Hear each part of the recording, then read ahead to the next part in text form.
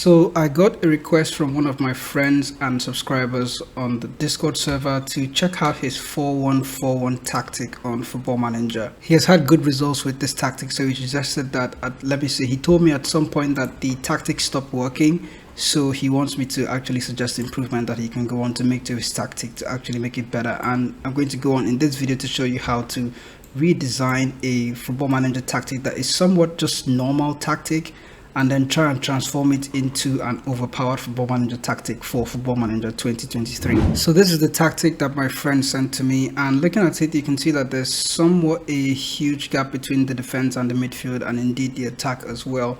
But the tactic is the N4-2-4-4-1-1 direct tactic, and he has had success with this tactic, I kid you not. But it got to a point where the tactic stopped working, and I needed obviously to go on to tweak the tactic, and he asked me to help him.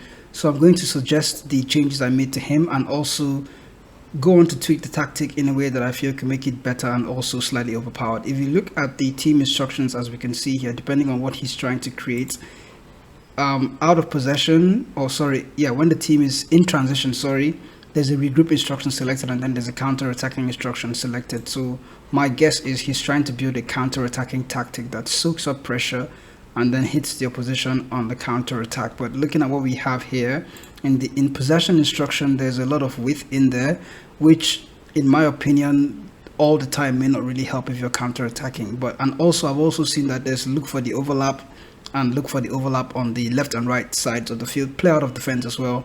These are team instructions that don't really favor a counter-attacking style of play, even though the team is playing with slightly more direct and slightly higher tempo.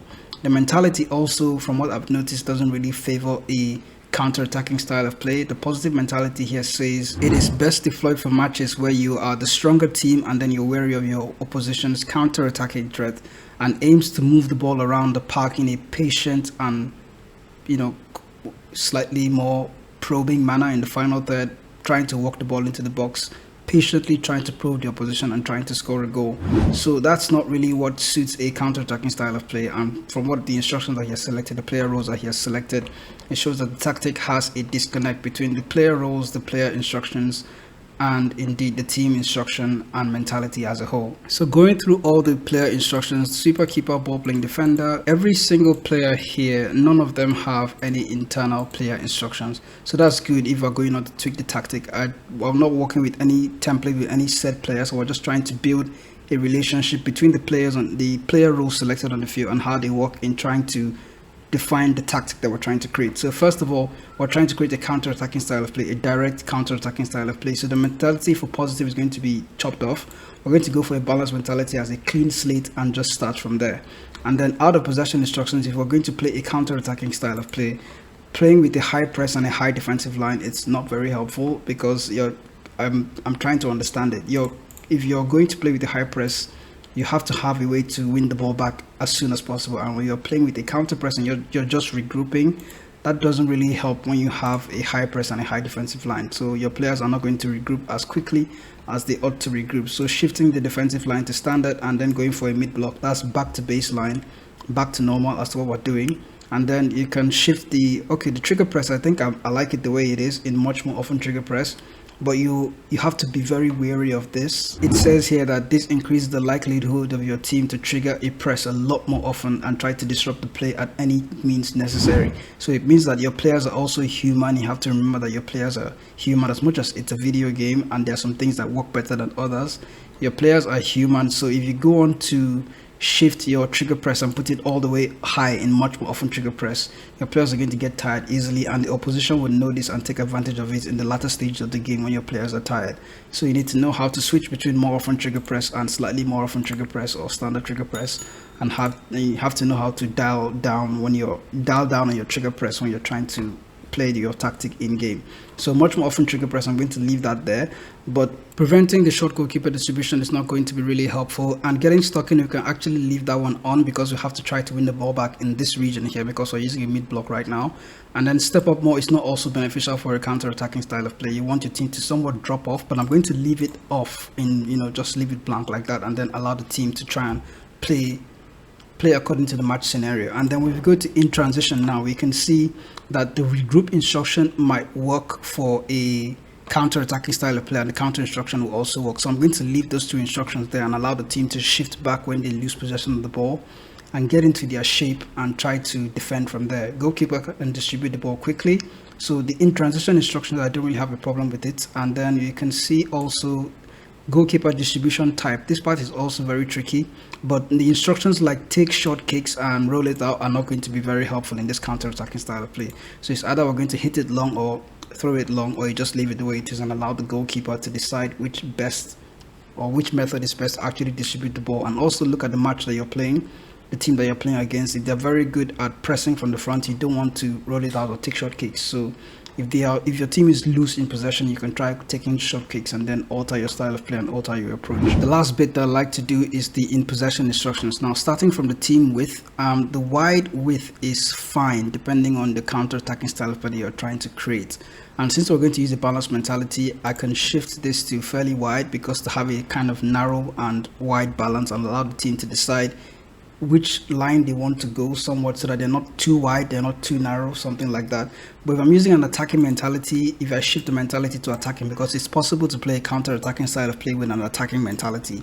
So if I go on to shift this mentality to attacking, I'm going to have to drop this width to fairly wide or fairly narrow, thereabout, to try and counterbalance the effect of what we're doing. Because if your team is playing attacking, they're going to be very, very wide. So if you're shifting your width so wide, it's going to be extremely wide, and at some point there is nobody in the center of the field to take advantage of those spaces.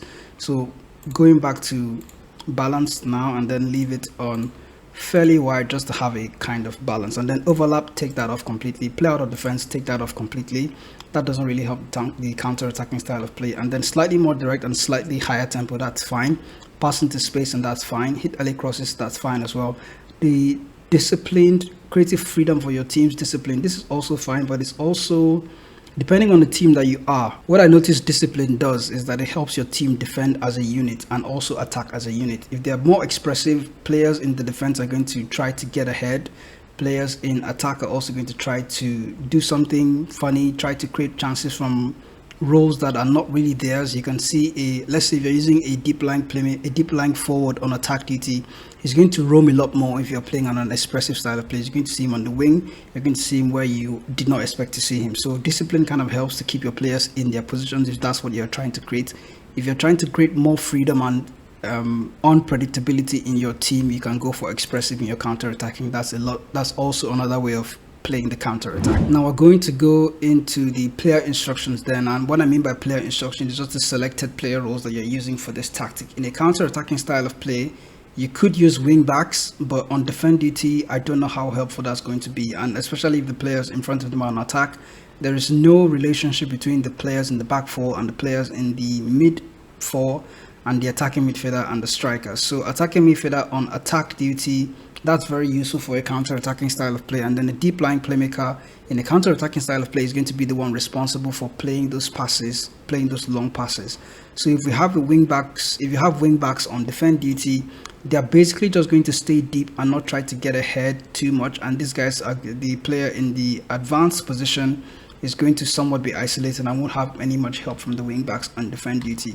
So if you ask the wing back here to play on support duty, he's going to be a lot more dynamic and allow the team to flow as a group, because in a counter-attacking style of play, you're going to need as many bodies behind you and as many bodies ahead of you in attack. So maybe you can have one of them play on defend duty and then the other will play on support duty, and then you have the player here that is on support duty, you have the winger ahead of him to play as attack, and then the inverted winger on the left hand side that is behind or that is in front of a wing back that is on defend duty will play as an inverted winger on support. This is slightly more balanced as it creates a kind of variation. You can see here in the deep lying playmaker on support duty, this deep lying playmaker is playing on the right flank where you have an inverted winger on attack and a wing back on support. So the slightly more defensive player here is the deep lying playmaker on support, and on the left hand side you have a box-to-box midfielder that is slightly defensive and also more attacking. He's going to get ahead and also get into the defensive position if need be,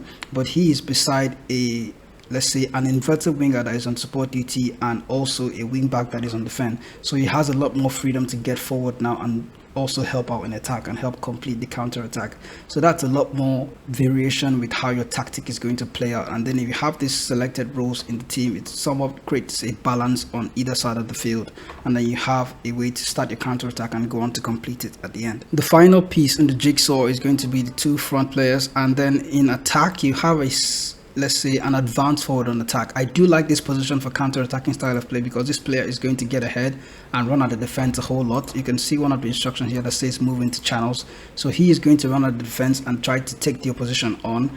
And then behind him, often I would like to use the shadow striker on attack, but that's also very, or let's say the shadow striker is recommended if you have a player here that floats around, like the deep lying forward on attack that likes to float around. But since we have an advanced forward on attack, you could try the shadow striker on attack, but an attacking midfielder on attack duty just works fine in this tactic. You don't need to also add any certain instructions to him. You do have the striker that's going to be there, and if the striker feels isolated, you can then go on to select the shadow striker on attack, so he can have a starting position in the number 10 role and also get ahead in front of the striker and play like a two-man strike. For some reason you could even have them play side by side like this, something in this region, and then you have the shadow striker play here. It kind of spreads the directness of the field, and then you have a lot more penetration angle to work with. You have one player coming from this wing, you have another player coming from this wing, and you can see that even though we have two players here on attack duty, if you want to balance it out, you can have the shadow striker play on the left hand side, and then you have the advanced forward play on the right hand side, depending on what you're working with. You can also have both players play behind each other in a straight, just move, okay, in a straight line, and then you ask the shadow striker to run from position. That also helps. It kind of creates a variety, but I'm going to leave it as the attacking midfielder on attack duty now, and then the run from position instruction that will not be really necessary to go on to include. Now if I want to make the tactic very overpowered, it's just to include a lot more overpowered player roles that I noticed in Football Manager that are quite aggressive this year, and that is to ditch the wing backs on defend duty altogether and the wing back on support duty, and then opt for an inverted wing back on attack in these two roles. Both players who play as inverted wing backs on attack duty, and then you can have them cover this space in between the DM role and the CM role, and then have a lot more players. Let's say your DLP also, you're going to change him to a roaming playmaker on support duty, and then you have two players roaming forward in the box to box and the roaming playmaker, and then the inverted wing backs on attack duty on either side are also going to get into the space in here. And then you notice that you have a lot of players on inverted roles, so one of your wingers could play as a winger on attack duty, and then you can use the other guy as an inverted winger on support, or you can also have him play as a winger on support duty. So as much as he's creating width on this side, the two wingers are creating width, there's going to be an overload from the inverted wing backs that are coming into the central positions. And then in the number 10 role, I did give a sneak peek about this one, that you can use your shadow striker in this position here. He's slightly more overpowered, but I think the attacking midfielder on attack duty is good as well, but the shadow striker is slightly better and more aggressive in attack than the attacking midfielder on attack. And then the final change that we're going to make is to opt for an attacking mentality this time. It's different from positive, because I noticed that positive mentality is going to have the team play in a slow manner and try to probe your position. You can increase the tempo, but I still notice that the team is trying to walk the ball into the box a lot. So using an attack mentality of, like, it urges the team to be a lot more direct, a lot more aggressive, and try to score a lot more goals that way. All the other instructions you can leave it as it is, and then mid block as well. Trigger press, I don't really think you need to touch too much here, maybe one notch down, but you remember you have to know how you use your trigger press. You can't always use much more often trigger press throughout the entirety of the game, so you have to know when and when to switch or dial back to a normal trigger press. So that's basically how you can transform this tactic from what it was before into an overpowered tactic, and also into a good tactic that you can use. I'll catch you with more Football Manager videos like this, more Football Manager hints and tips and tactic guides. Thanks for watching, and if you haven't already subscribed to the channel, remember to hit the subscribe button and also like the video. It does help the channel a lot. I'll see you in the next video.